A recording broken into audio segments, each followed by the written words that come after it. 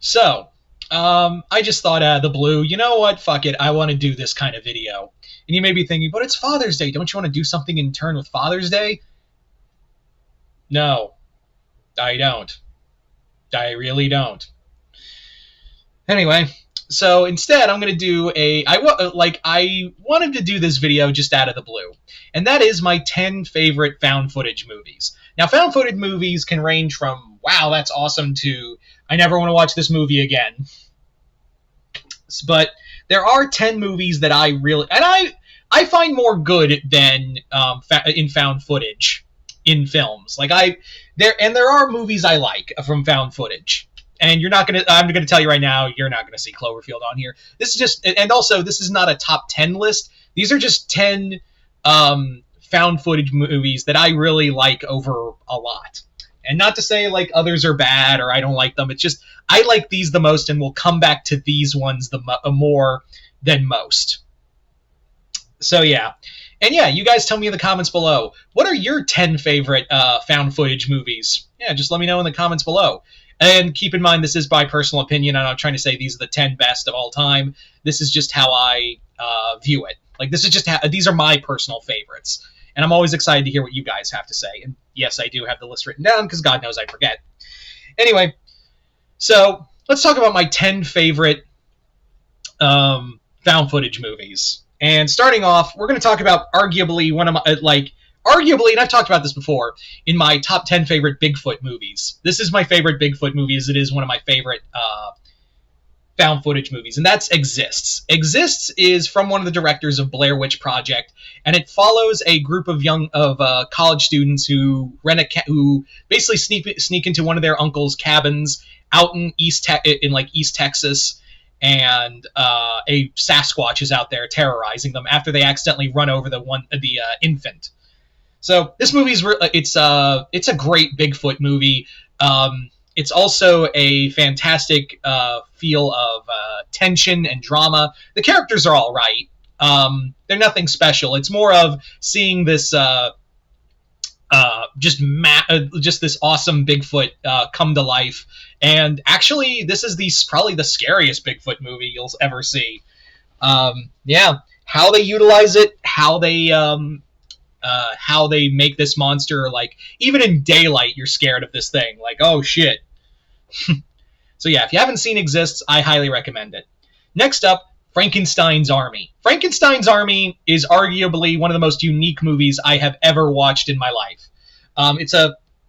It's a found footage movie set in the during World War II, the last days of World War II, and it follows this group of Soviet soldiers going into Germany to locate a scientist who, quote-unquote, assassinate, but turns out they're trying to find him. One of them is trying to find them to bring to the Kremlin.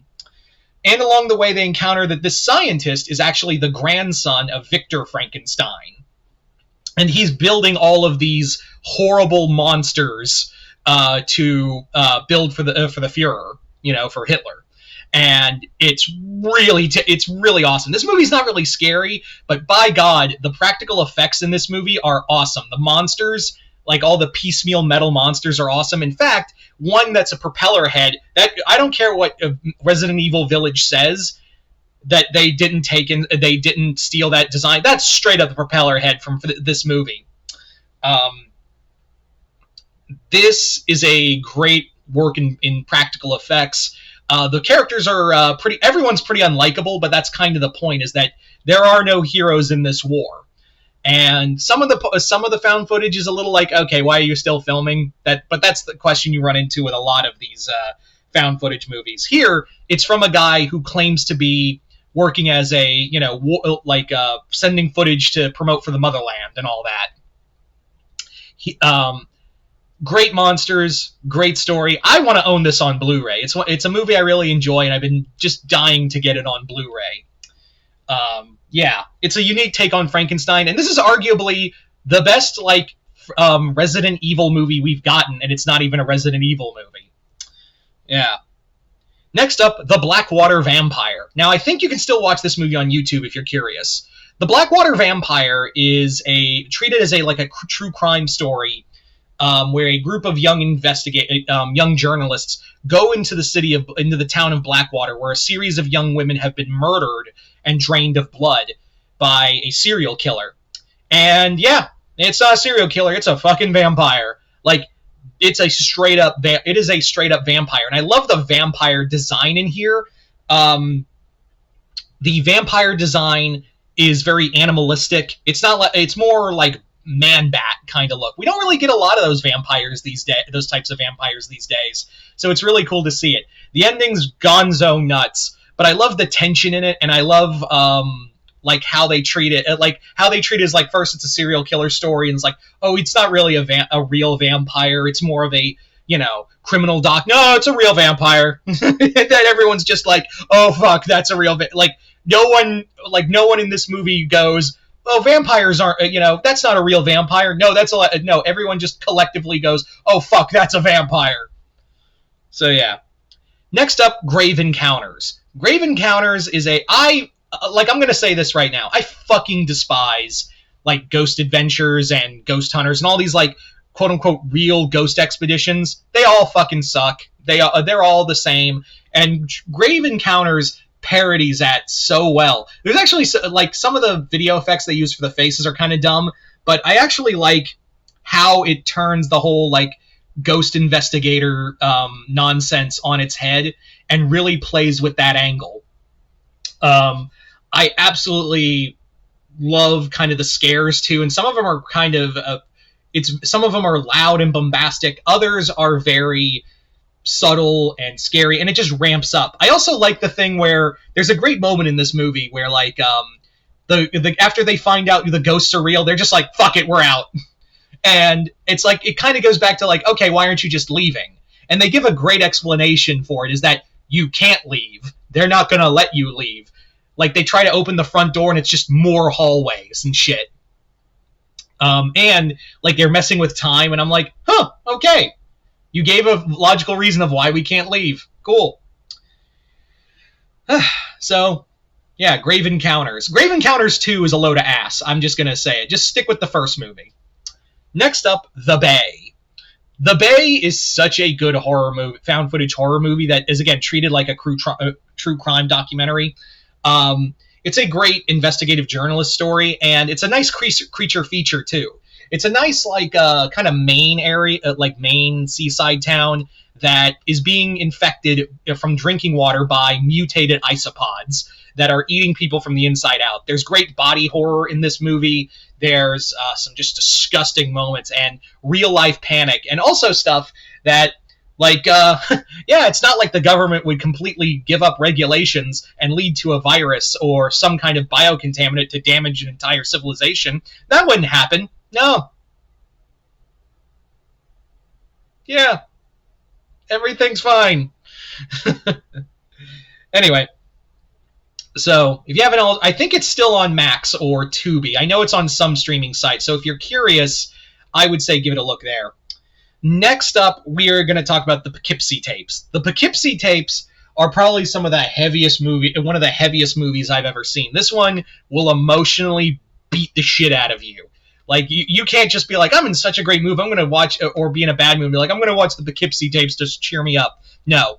This movie is basically, again, another documentary series, and basically what it is, it tells the story of this murderer who had been video recording all of his murders, and it's some disturbing shit. It's brutal, it's draining, and it's downright just evil incarnate in some places.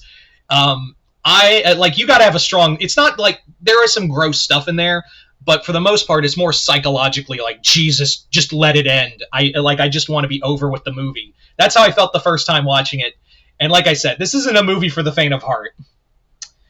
Next up is a recent movie, Late Night with the Devil. One of my favorite movies from last year. Late Night with the Devil is such a great it takes a new angle on the found footage genre and does something new with it, making it a period piece as well. David Dastmalchian is absolutely fantastic in this movie. I love the cast in here.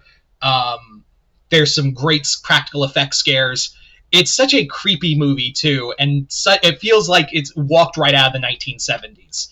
Yeah, so it became one of my favorites fast. Same with this other recent movie that came out, Frogman. Frogman, I think you can still find on Tubi. Basically, this is like a horror comedy where the cryptid is the Loveland Frogman. You don't know who that is. The Loveland Frogman is a cryptid that's meant to be like this 4 or 5 foot tall frogman who uses a magic wand. Yeah. In here, it follows a failed director who saw the Frogman and everyone thought he was faking it as a kid. But now he's going out to prove that Frogman is real with some other friends who aren't really taking him seriously, and this becomes his obsessive drive to find Frogman. It's a fictionalized version of Loveland, but it's so much fun. I love when you it also takes a lot of like jabs at like Blair Witch. The movie is a little slow at first, but I think there's enough energy there, and especially how like much of a fucking insanity fest the third act is. It really makes up for it. I really do enjoy a lot of that third act, and that's really what I think is the best part. Frogman has a lot of energy to it, and it's become one of my fast favorites as of late. Next up is one I've really enjoyed for the longest time, and that is The Troll Hunter.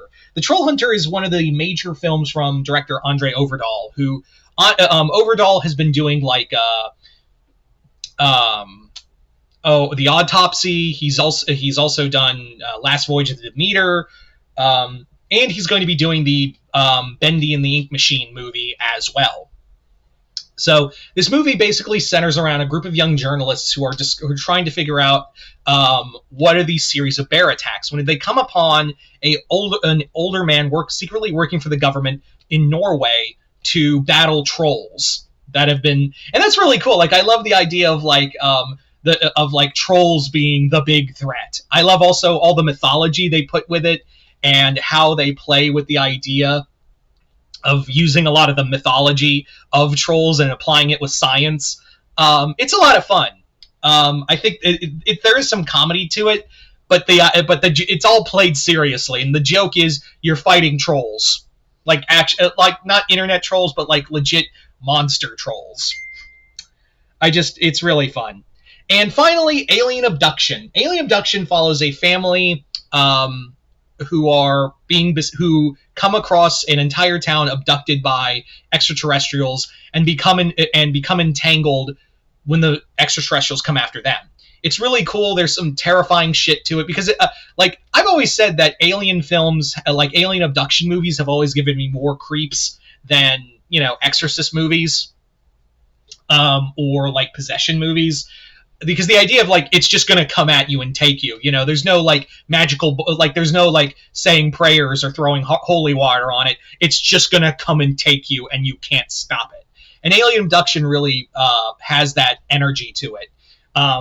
And there's also like a ton of other alien abduction movies like Phoenix Forgotten and The Fourth Kind, which I don't know if I'd consider that a found footage movie, because I know some people are like, oh, it's based off a true story. Bullshit. And also, although like quote unquote found footage, it's not real. I know some people to this day believe it, but no, it's not. Yeah, but Alien Abduction is one I do enjoy to go back to every so often, because it reminds me, oh yeah, this is kind of terrifying. Anyway, so there you go, guys. Those are my 10 favorite found footage movies. Real quick before I go, I'm going to talk about some other other ones I do enjoy if you want to go check them out. VHS, obviously, most of the VHS movies.